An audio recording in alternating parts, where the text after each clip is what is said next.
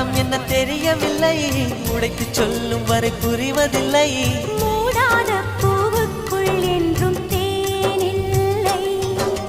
பெண் கிளியே பெண் கிளியே பாடுகிறேன் ஒரு பாட்டு.